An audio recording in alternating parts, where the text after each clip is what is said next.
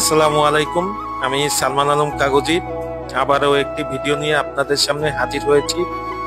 অবশেষে অনেক জল্পনা কল্পনা করার পরে আমি অনেক দিন পরে ঢাকার উদ্দেশ্যে রওনা হই। ওয়েদারটি অনেক ভালো ছিল আজকের। কিছুক্ষণ পর পর বৃষ্টি হচ্ছিল, আবার রোদ উঠছিল।